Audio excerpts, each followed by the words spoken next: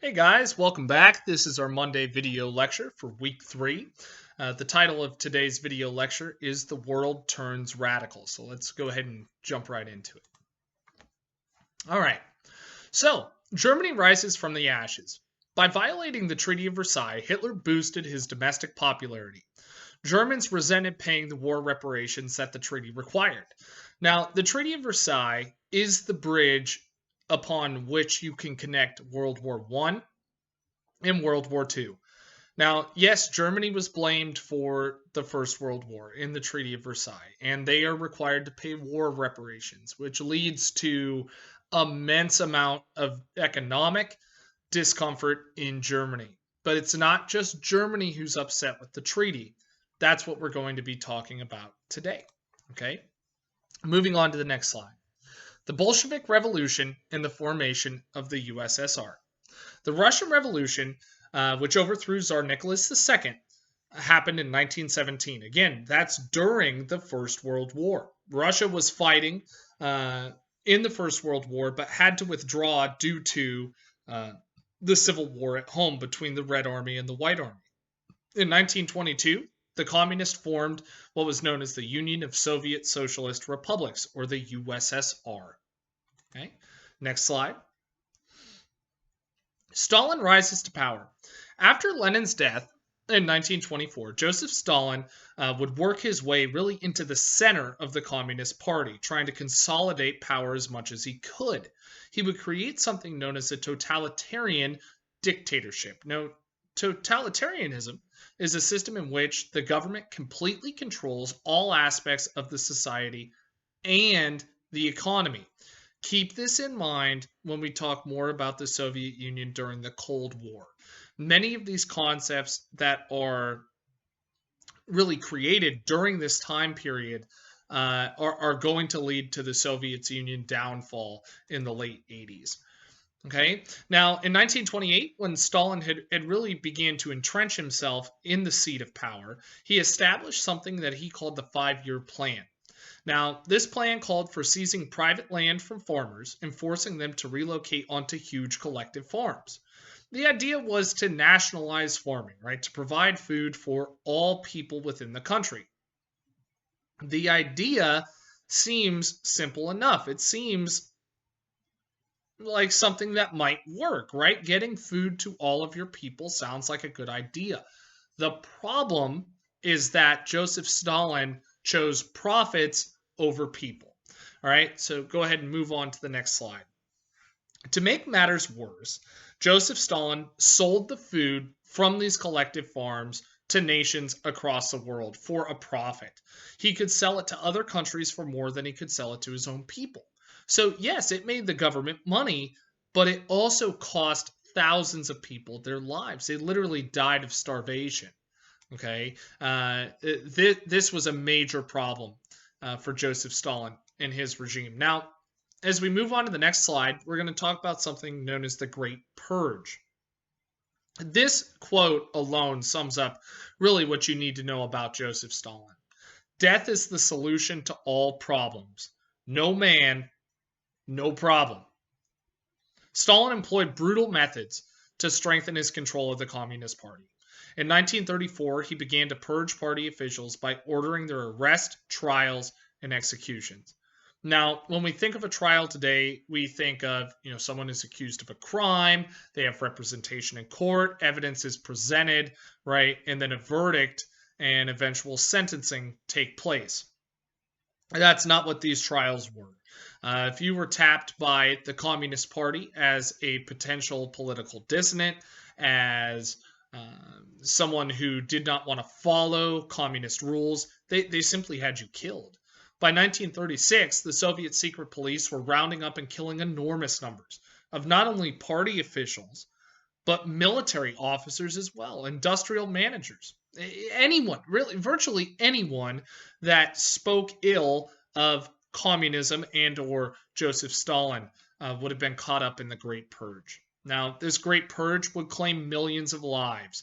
Stalin believed that this would ensure that those that remained were loyal to Stalin, and for the most part, they were, because the price of disloyalty was death. Okay, now the next slide, the Great Purge in pictures. These images are obviously uh, they're tough to look at, right? I mean, you see these mass graves, you see soldiers killing people. That political cartoon, pre World War II, you can see that even in this time, people are concerned uh, that the Soviet Union is going to be a problem moving forward. That this type of totalitarian dictatorship is not going to mix well with the democratic powers in the West.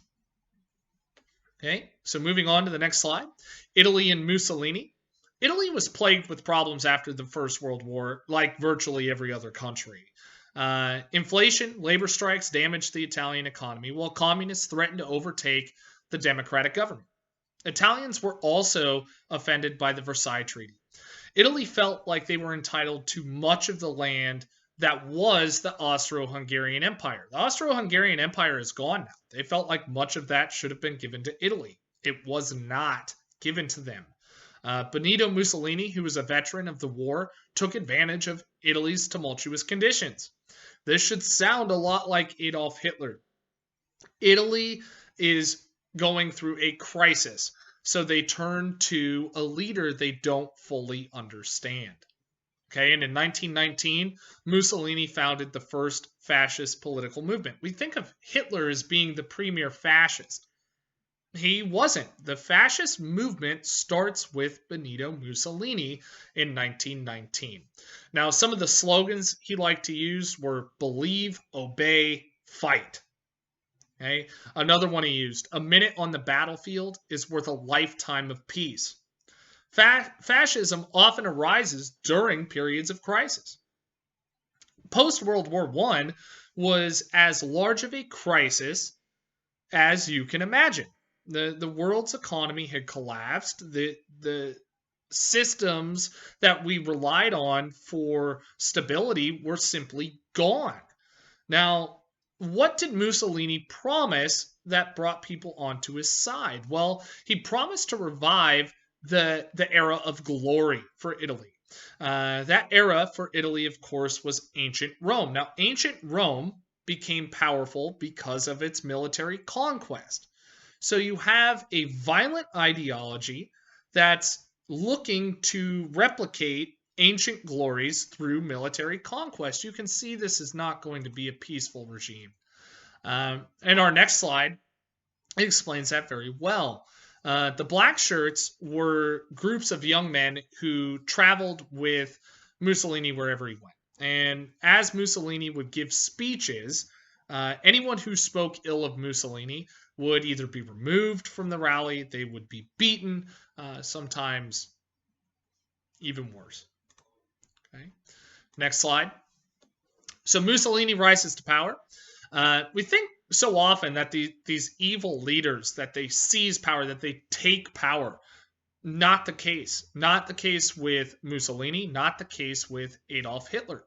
Influential businesses and army leaders persuaded Italy's king, Emmanuel III, that Mussolini might be capable of solving the nation's problems. So the king asked Mussolini to form a government. As prime minister, Mussolini quickly asserted power and became the leader of the entire country. And in just a couple years, Italy was a fascist government. All things like labor unions, political parties, the press, all of that was either gone or highly censored, government controlled. He also had spies, secret police, monitor his own people. It was complete and total control.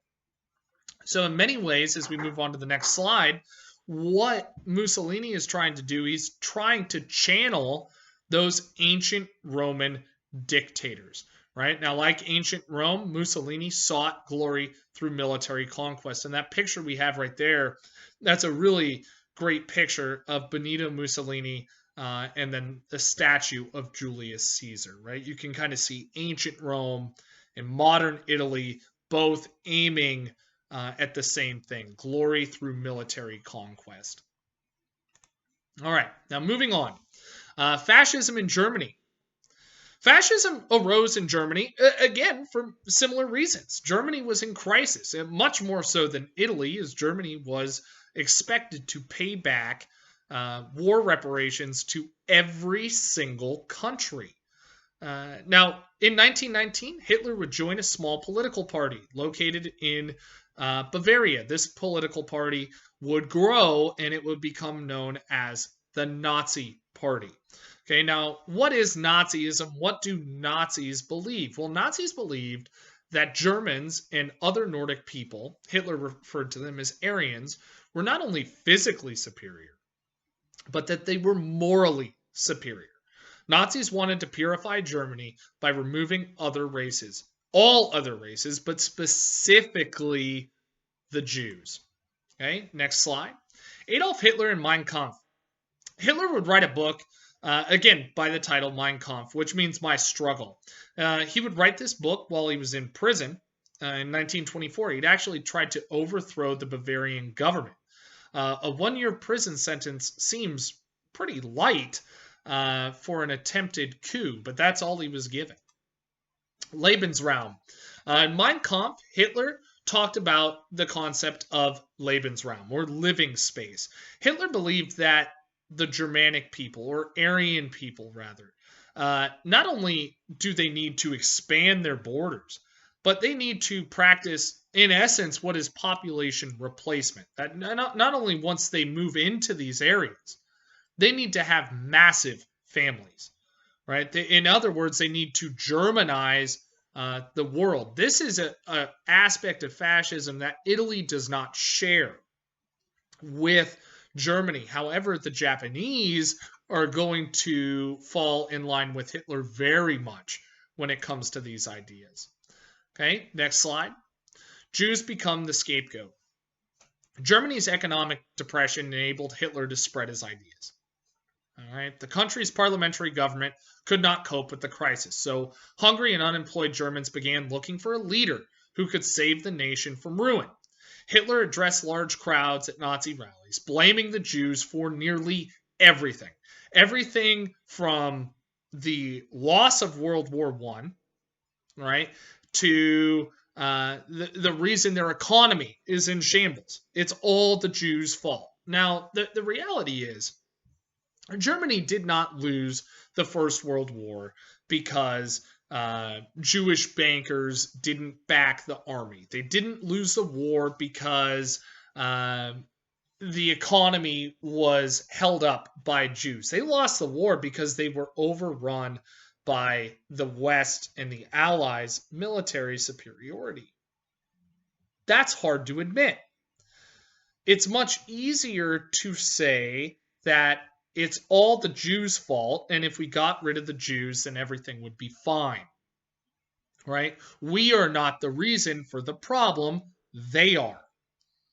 This is a much more appealing message to the German people, and they go for it. Now, similar to Benito Mussolini in Italy, Hitler did not seize power. Hitler was elected. In fact, he was quite popular. Hitler's extreme nationalism appealed to many voters.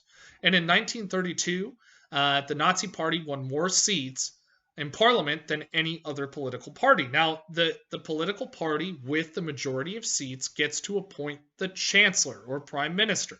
Well, you guessed it, Adolf Hitler was appointed chancellor in 1932. Now, what did he refer to his government as? He called his government the Third Reich, the successor to two earlier German empires. They passed new laws specifically targeting Jews. Jews were banned from certain jobs. Jews were not allowed to marry Germans. They weren't allowed to participate in many aspects of life. Jewish athletes were not allowed to participate on behalf of Germany during the 1936 Olympics, right? And it was a horrible, horrible situation. In 1934, Hitler would declare himself the president, or the Führer, the leader. Hitler now had complete control, and in essence, whatever he wanted to do, there was no check or balance. Hitler was judge, jury, and in many cases, executioner for virtually all aspects of life within the Third Reich. And our last topic for the day is going to be the land of the rising sun, Japan. Similar to Germany, Japan had a mixed history of military rule and democracy. Japan had begun to industrialize before World War I, and remember, Japan fought with allies during the First World War.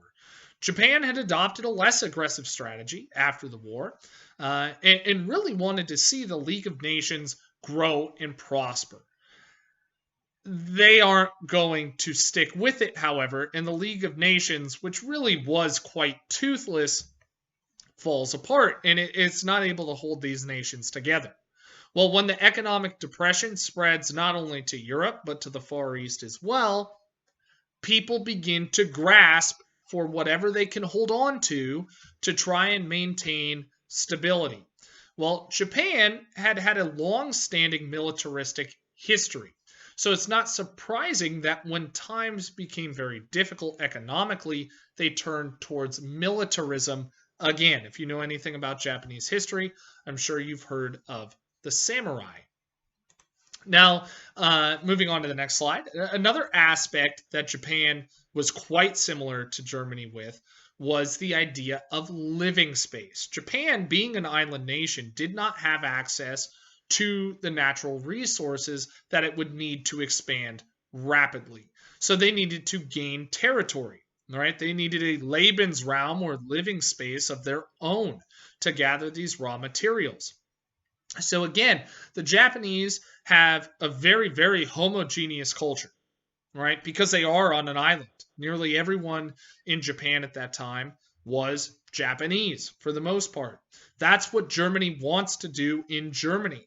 Japan needs to expand to get resources, to gain living space. Germany needs to do the same thing, right? Germany is fascist. Italy is fascist. So you can see how all three of these nations are kind of all surrounding each other. They have similar ideas. They're not all exactly the same, but you can see how they are in agreement enough that the three of them are going to form what becomes known as the Axis powers.